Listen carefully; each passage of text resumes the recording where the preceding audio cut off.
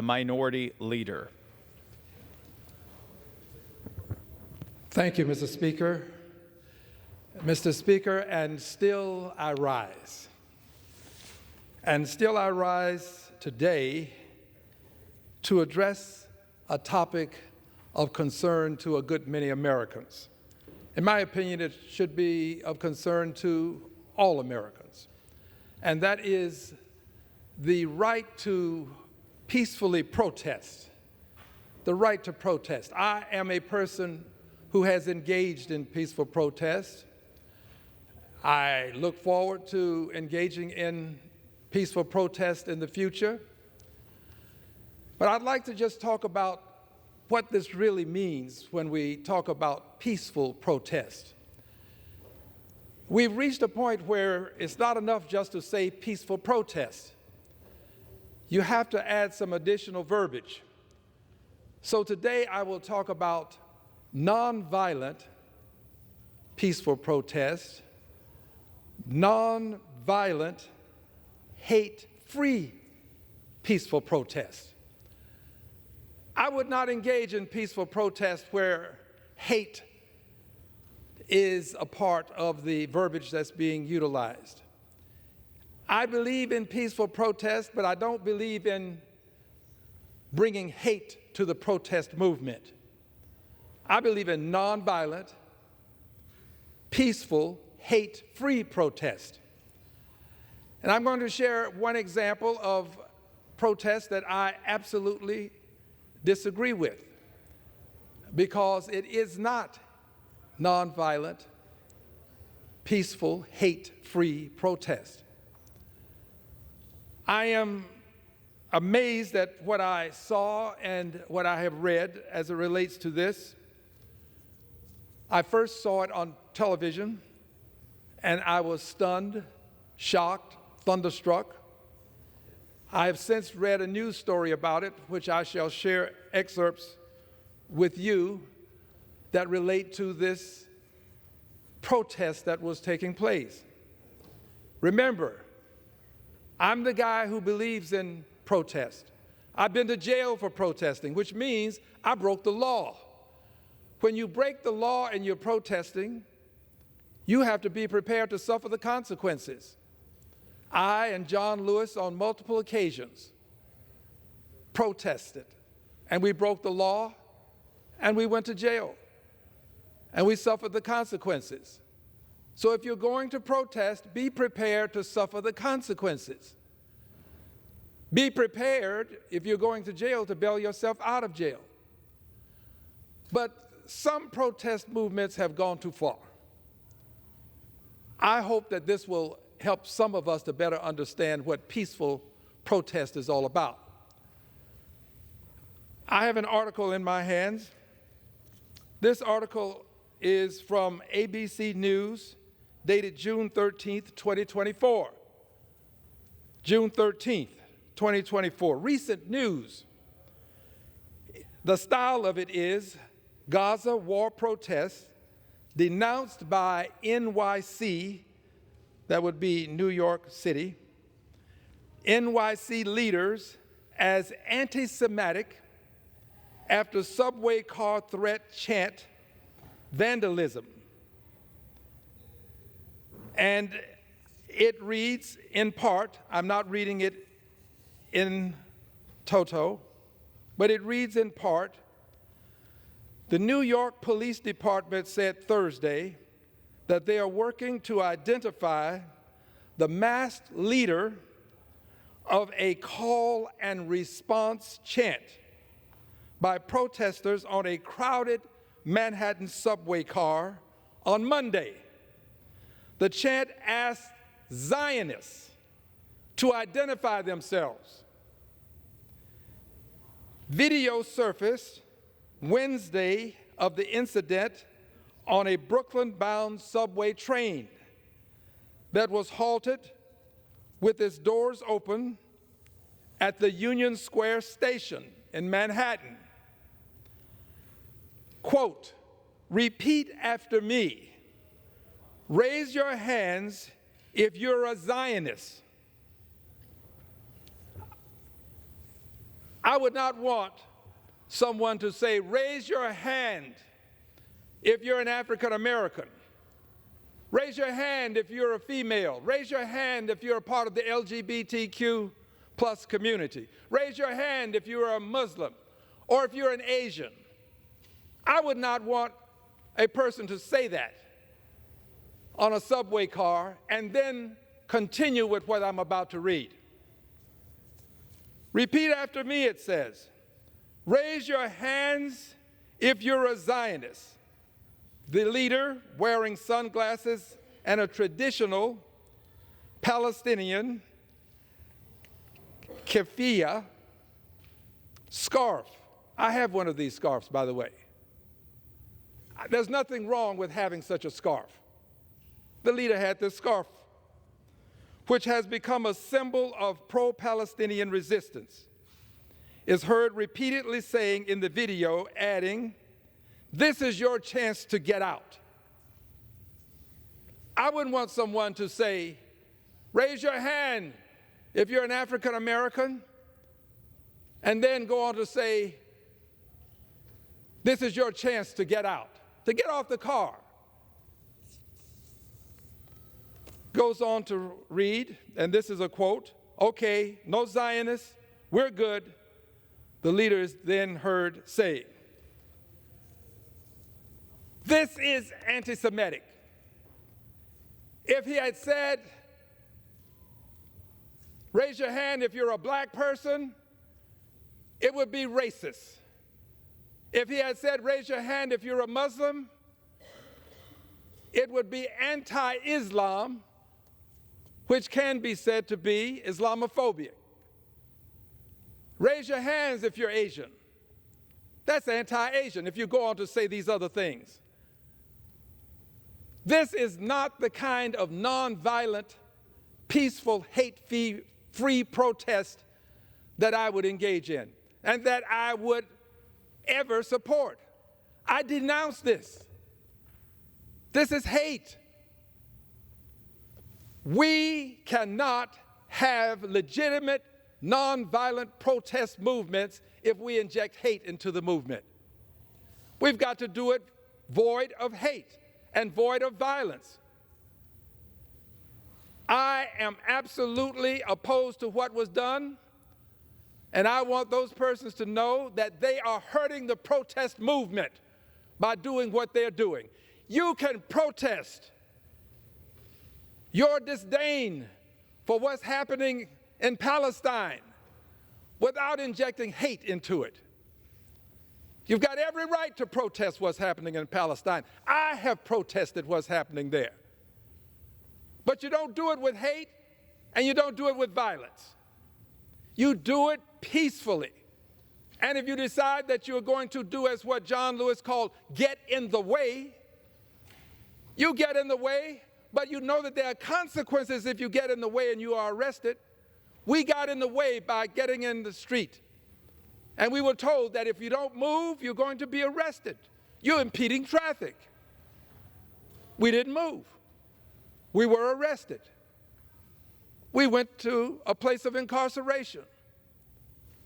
We eventually posted our bond. We were released. We paid a fine. I was prepared to suffer the consequences. You cannot engage in violence in the protest movement and expect it to receive positive coverage. The coverage is going to be negative if you engage in violence, and the coverage is going to be negative if you engage in hate speech. You are hurting the movement. You are hurting those who are peacefully protesting in a nonviolent fashion without hate speech. Protest if you will, but do it in such a way as not to hurt the protest movement itself, which I support. I support the protest movement. I don't support hate within the movement. I support saying to the world that you don't think what's happening in terms of the killing of the babies in Gaza to be something that is acceptable. Now, that's my language. And there's other language that's acceptable. But you cannot do it, in my opinion, and expect a positive response if you do it with violence or hate speech. We in this country understand that the country was founded to a certain extent on protest. The Pilgrims were protesting, and they came to this country, brought their movement with them. When the farmers came to Washington, D.C. with their tractors protesting, it was perfectly legitimate protest, acceptable. Nonviolent, peaceful, hate-free protest is acceptable. And I would ask the news medium, all of those various outlets that cover these protests, cover some of the protests that are positive. Present them. Let the world know that not everybody is engaging in hate speech. Not everybody is anti-Semitic that's protesting. Not everybody is violent that's protesting. Let the world know that there is peaceful, nonviolent, hate-free protest taking place in this country. I'm asking you to do this, CNN, MSNBC, ABC, CBS, Fox. Cover some of the positive protest movement, positive in the sense that there is no violence and no hate speech. When you don't do that, when you fail to cover those protest movements, you are then, in covering the protest movements that are filled with violence and hate speech, you are then showing the world what might appear to be only that type of protest taking place in this country. And that is not the case. There are many protest movements that have taken place that were nonviolent, hate-free protests. We ought not allow ourselves to believe that only hateful protest movements are taking place. And there are many protests where some one or two people, some outsiders will intrude, interlopers. And these interlopers intrude and they then engage in hateful messaging, or they engage in some sort of violence. But that shouldn't taint all of the other persons, perhaps the hundreds of persons who are protesting without violence and hate speech. Cover them fairly. Say that there were these handful or this number, whatever it is.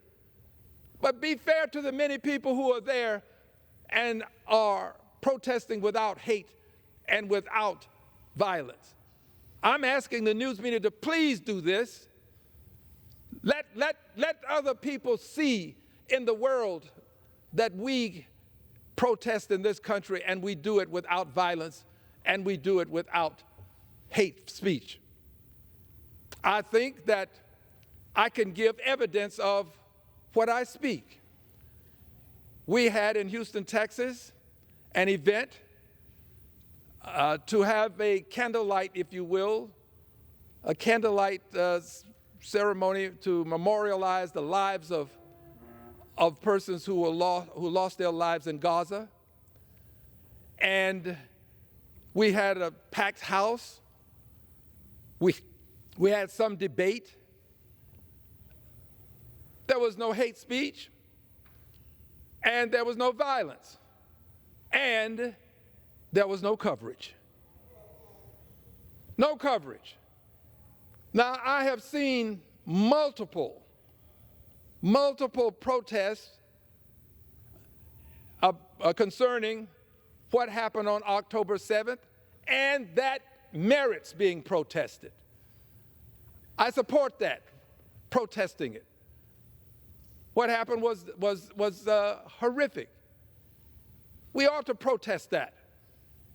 And when that is protested, I have seen it covered.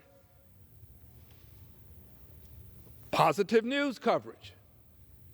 Well, there are two sides to this when you get to the things that have happened since October 7th and all that has happened in Gaza with the destruction of schools, the destruction of hospitals, of roads, of bridges, of homes.